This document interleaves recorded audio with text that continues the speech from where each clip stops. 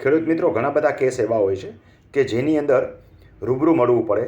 આવો જ એક કેસ સાંભળો એટલે સમજાઈ જશે કે શા માટે રૂબરૂ મળવું પડે. સાહેબ મારે છે જમીન મારે 1972 લીધેલી મારા દાદાએ, અને ત્યારે દસ્તાવેજ કરેલા, દસ્તાવેજમાં સર્વે નંબરની ભૂલ રહી ગયેલી. અમારે જે 155 નંબર સર્વે નંબર લખવાનો હોય ને, એ સર્વે નંબર એ જ વ્યક્તિની બીજી બાજુમાં બીજી જમીન હતી ને થોડીક આગળ, હા એ સર્વે નંબર અમારી જમીનમાં સર્વે નંબર આપી દીધો. જવાબ આપી દો.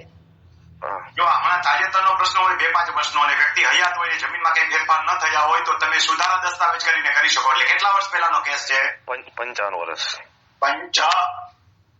ખેડૂત મિત્રો 55 વર્ષ પહેલાંનો કેસ હોય તો એમાં ઘણા બધા ફેરફારો થઈ ગયા હોય, સામેની જમીન જે છે એના ભાગલા પડી ગયા હોય અને અનેક વ્યક્તિઓ જે છે એમાં હિસ્સેદારો થયા. ટૂંકમાં આવા કેસની અંદર આજની સ્થિતિ શું છે એ સમજવી બહુ જરૂરી હોય. સામેનો બદલાઈ ગયેલો અને અત્યારનો એમ ન કહી શકાય સીધો કે સામસામે દસ્તાવેજ કરી નાખો.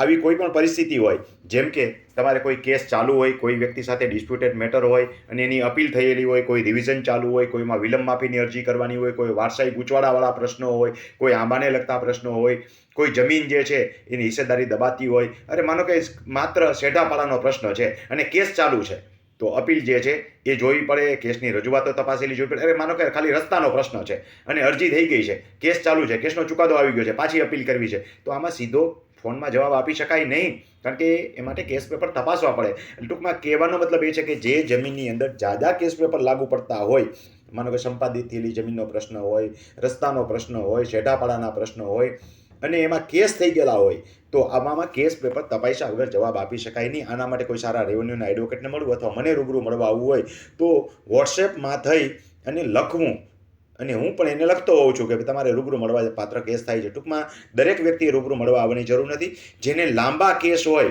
એમને કાં કોઈ રેવન્યુના એડવોકેટને મળીને પોતાની ફાઇલ બતાવી દેવી, કાં મને રૂબરૂ મળવું. ખાલી ફોનથી હું જવાબ આપીશ તો એ સચોટ નહીં હોય, કારણ કે કેસ પેપર વાંચ્યા વગર દરેક કેસની પરિસ્થિતિ અલગ અલગ હોય, એટલે કેસ પેપર વાંચવા જરૂરી હોય અને પછી અભિપ્રાય આપીએ તો એ વધારે સાચો અને સચોટ હોય.